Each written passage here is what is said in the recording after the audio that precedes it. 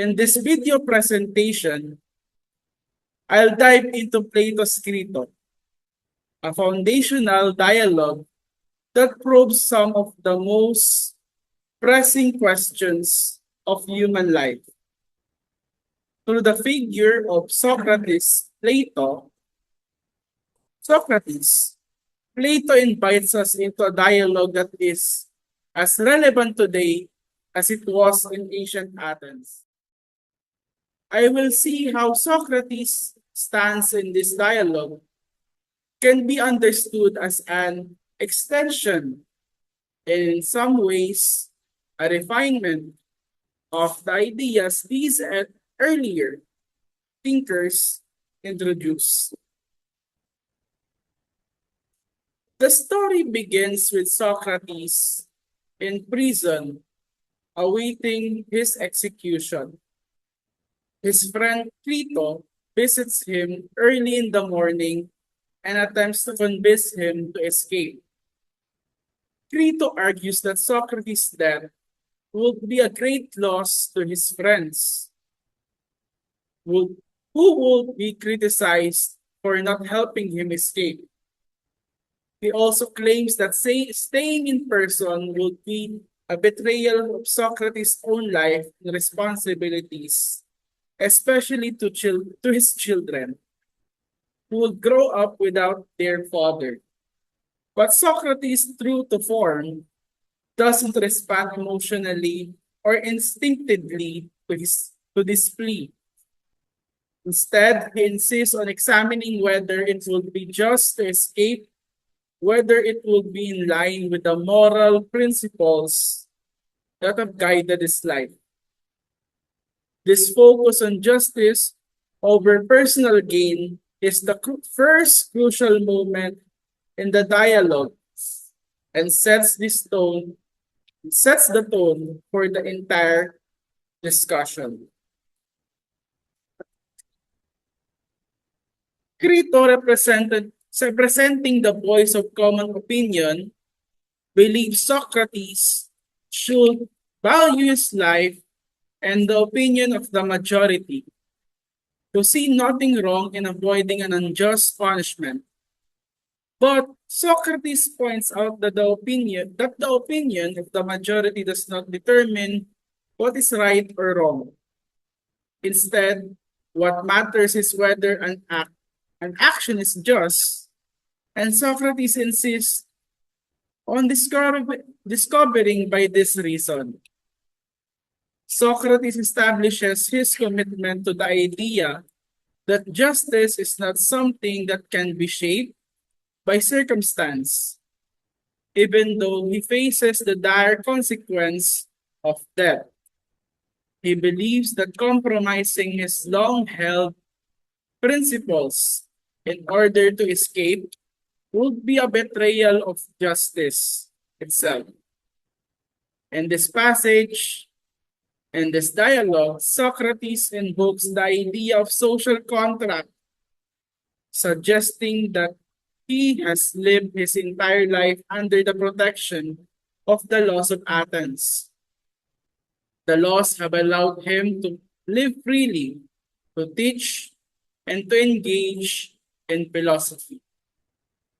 Now that the laws have turned against him, he believes that it would be wrong to break them simply because he finds their judgment unfavorable. If every individual were to disregard the law when it suited them, society itself would fall apart.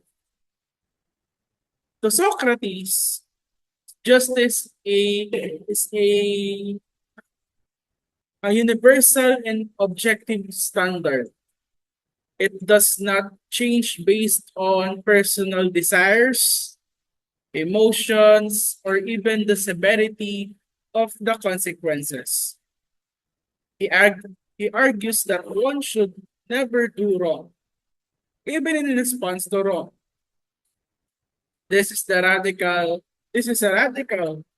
position rather because it directly challenges the common belief that self-preservation justifies breaking the law. Crito, for example, represents the more conventional viewpoint that Socrates should escape to avoid death, since his conviction was unjust. But Socrates counters that even if he has been wronged by the city of Athens, responding to that injustice by committing another wrong would not be acceptable. Let's apply to this. Let's apply this into a modern scenario. Imagine someone has been wrongly imprisoned for a crime they didn't commit, and they have the opportunity to break out of prison and evade their unjust sentence. Most people, like Crito, might argue that it is morally justified for the person to escape. After all, they are innocent, and the system has failed them. However, Socrates would argue that even though the imprisonment is unjust, escaping would be a violation of the legal and social framework that holds society together. It echoes an idea we see in the work of a philosopher named Thales. For Thales, water was the unifying, sustained substance of life. Without it, nothing could exist. In the same way, for Socrates, justice is the unifying and sustaining principle of moral life. It is not merely a set of laws imposed by society, but the very foundation upon which ethical action rests. Without justice, human life loses its moral coherence, just as the physical world, in Thales' view, will disintegrate without water. Thales, as recorded in Reginald Allen's Greek philosophy, Thales and Aristotle posited that water is the primary substance of arche of all things. In ancient Greek philosophy, the arche is understood as the underlying principle or source of everything in the universe. By proposing that water is the arche, Thales took a crucial step toward explaining the world in a rational, naturalistic way rather than relying on myths or supernatural causes. He believes that water was the essential to life and transformation. It nourished crops, sustained animals, and gave form to the earth itself. This theory provided a single unifying explanation for the diversity of natural phenomena. Rather than attributing life's mysteries to capricious gods, Thales sought a natural substance that could account for the processes of growth, decay, and change.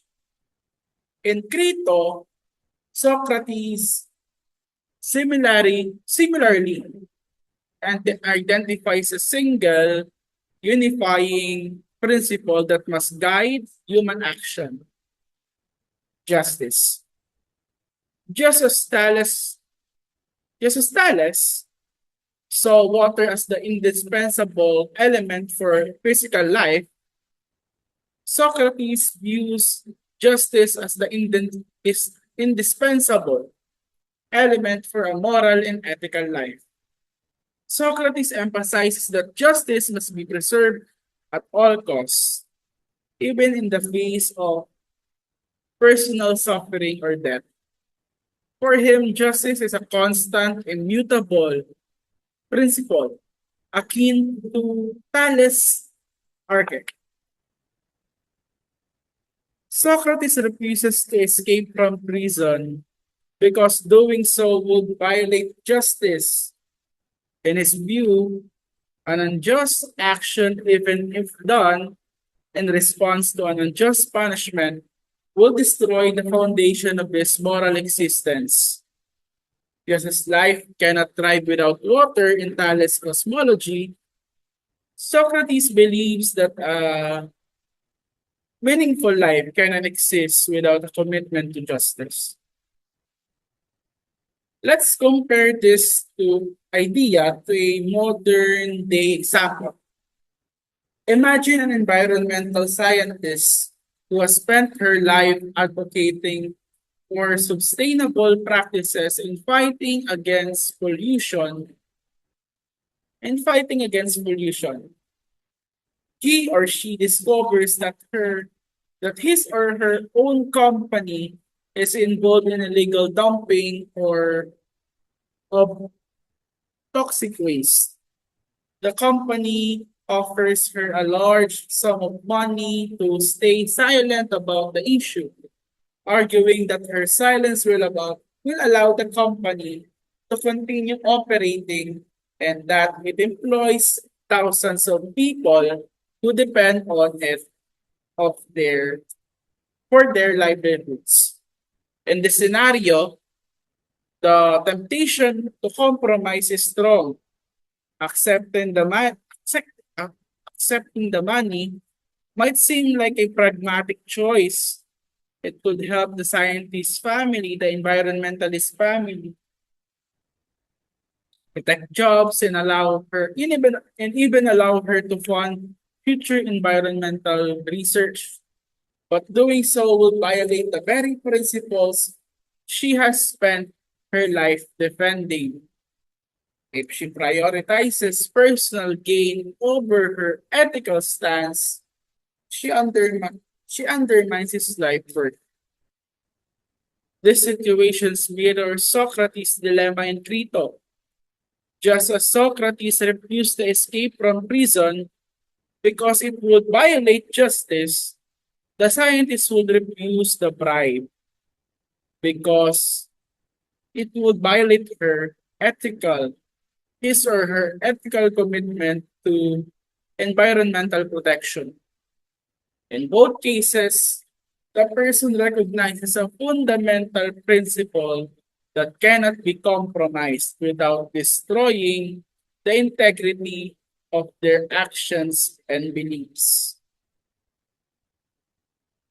Thales' claim that water is the arche is rooted in his observation of the natural world. Water is necessary for life, and it's constantly in motion, transforming itself through different states: liquid, vapor, and ice. For Thales, water's ability to change and sustain life mirrors the idea for sustaining underlying force that governs the cosmos. Socrates' concept of justice is similar, but it applies to the moral realm rather than the physical. Just as water is the sustaining force for the natural world, justice is the sustaining force for a well-ordered life and society. Without justice, life would fall into chaos, just as the physical world would collapse without water. Consider a whistleblower in the corporate world who witnesses widespread corruption. Suppose they work for a large financial institution that is engaging in fraudulent activities, manipulating stock prices, and deceiving investors. The whistleblower is faced with a difficult decision. If they expose the wrongdoing, they may lose their job, their career, and even face legal battles. However, remaining silent would mean they are complicit in the injustice